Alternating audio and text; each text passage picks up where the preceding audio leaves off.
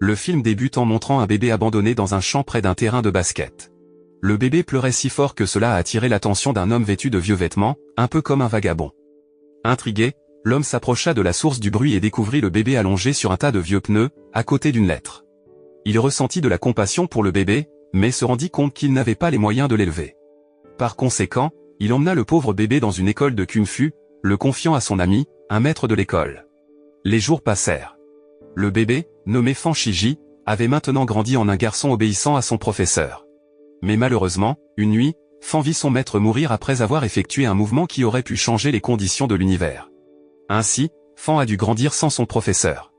En grandissant, il sentait son cœur faire un bond à chaque fois qu'il voyait et entendait le rebond d'un ballon de basket. Malgré tout, l'ambiance à l'école de kung-fu avait quelque peu changé après la mort du professeur qui avait élevé Fan. L'enfant autrefois soumis était devenu rebelle, en particulier envers le directeur Wang Biao, qui en avait fait son souffre-douleur. Ironiquement, Fan faisait toujours semblant d'avoir mal chaque fois que Wang démontrait la puissance de ses poings devant les élèves. En réalité, Fan portait secrètement un gilet de fer, alors il ne ressentait aucune douleur, peu importe à quel point Wang essayait de le frapper. Mais le stratagème de Fan finit par être découvert, et il dut passer une nuit dans la rue sans dîner. En soirée, lors d'une promenade dans le parc, Fan s'amusa avec plusieurs canettes de boisson en les lançant et en les frappant une à une avec ses mouvements de kung-fu, les faisant atterrir dans la poubelle. Sans le réaliser, un vieil homme assis non loin de là observait ce qu'il faisait. L'homme, nommé Zen Li, s'approcha alors de Fan et essaya de reproduire ses mouvements. Malheureusement, il échoua systématiquement à faire atterrir la canette dans la poubelle. Frustré, Zen s'assit à côté de Fan, et les deux commencèrent à faire connaissance, bien que leur conversation fut bientôt interrompue par le bruit du ventre de Fan qui gargouillait. Se rendant compte que Fan avait faim, Zen décida de lui lancer un défi, dans lequel Fan devait lancer une pièce de monnaie depuis une grande distance dans sa bouche. Si Fan réussissait, Zen promettait de le récompenser avec une portion de nourriture. Comme prévu, Fan parvint à faire entrer la pièce dans la bouche de Zen, et même dans sa gorge. Avec cela, Zen dut tenir sa promesse. Ainsi, il emmena Fan dans un restaurant français, où le prix de la nourriture stupéfia Fan. En réalité, Zen ne pouvait pas se permettre de payer le repas, surtout s'il devait traiter Fan.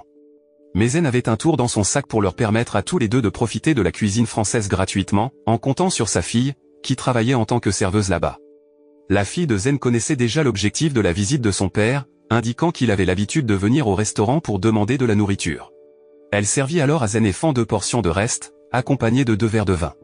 Puis, tout en portant un toast, Zen exposa le grand plan qu'il allait mettre en œuvre avec Fan, le laissant perplexe. Après le dîner, Zen emmena Fan dans une boîte de nuit pour un pari de fléchettes avec le propriétaire de la boîte, Aoi. Le résultat était prévisible, les hommes d'Aoi perdirent lamentablement parce que les tirs de Fan étaient toujours précis. Zen, qui était ravi après avoir gagné beaucoup d'argent au pari, n'oublia bien sûr pas de partager les gains avec Fan. Mais apparemment, Aoi ne voulait pas admettre sa défaite, surtout après avoir déjà perdu beaucoup d'argent. Il ordonna donc à son équipe de tabasser Zen. Heureusement, Fan était doué en kung-fu. Il battit un à un les hommes d'Aoi avec ses mouvements et réussit en un rien de temps à les vaincre.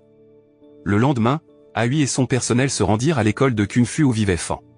Mais en parlant au directeur de l'école de Wang, un homme chauve avec des lunettes qui était venu avec Aoi, demanda à Wang de renoncer à la direction de l'école. Bien sûr, Wang refusa d'abord. Mais il changea immédiatement d'avis après avoir été soudoyé par un coffre de lingots d'or. Peu de temps après, Wang rassembla ses élèves sur le terrain et demanda qui était l'élève qui avait causé des problèmes dans la boîte de nuit d'Aoi. Il demanda au coupable de se présenter et d'admettre que ses actions avaient terni la réputation de l'école.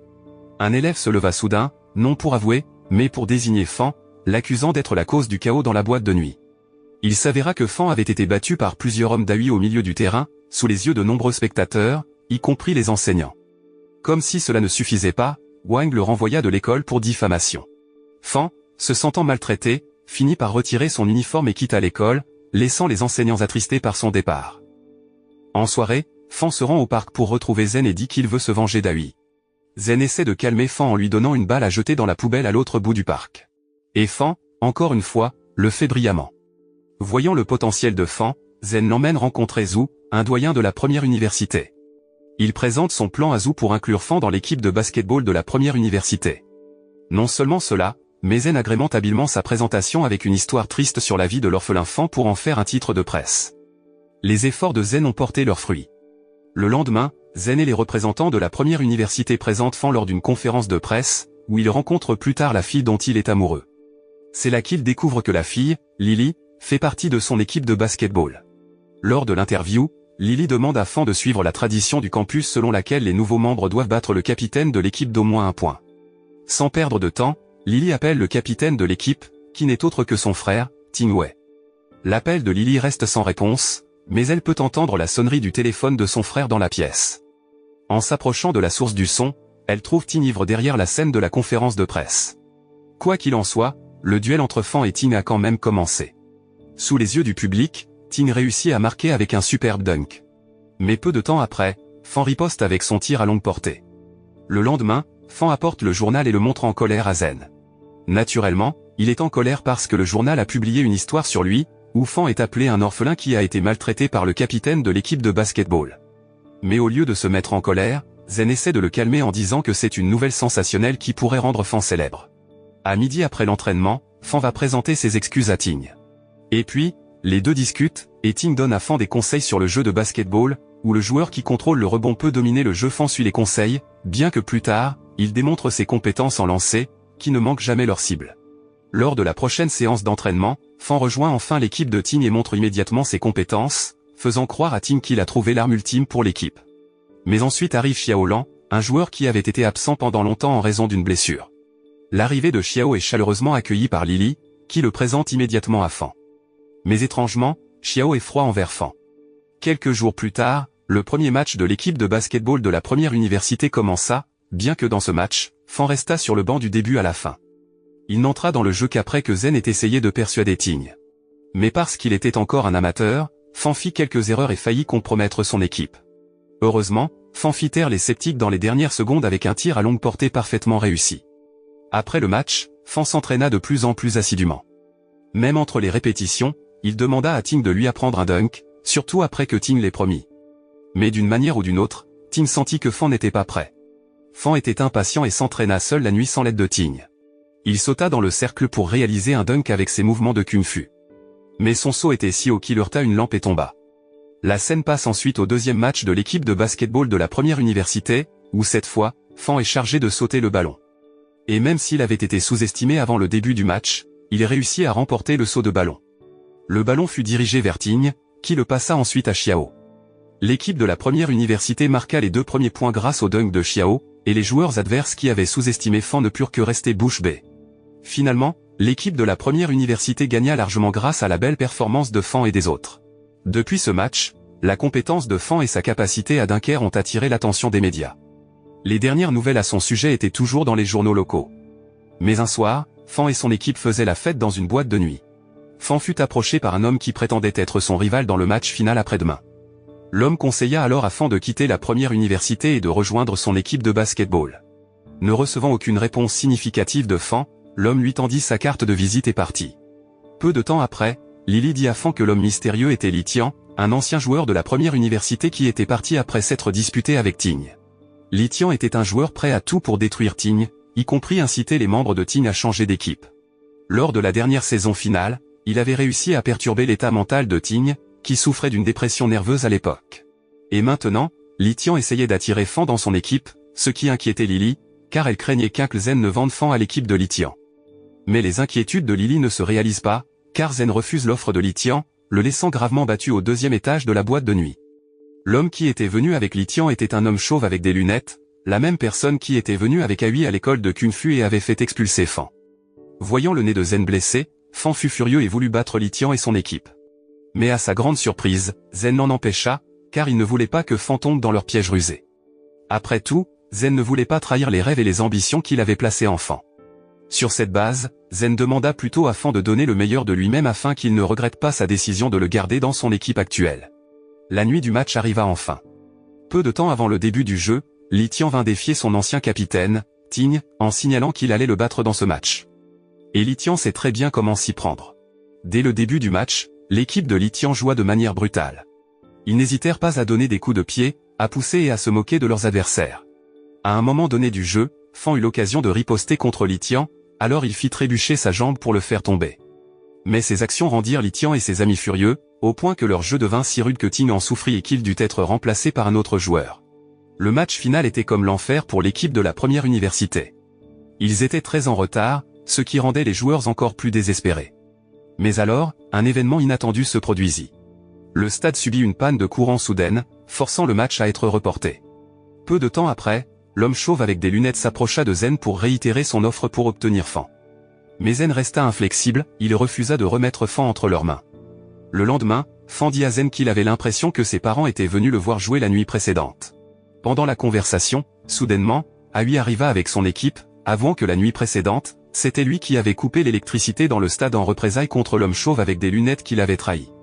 Ainsi, la venue d'Aoi cette fois-ci n'était pas pour avoir des ennuis avec Fan, mais plutôt pour parier 5 millions de dollars sur l'équipe de Fan pour battre celle de Litian.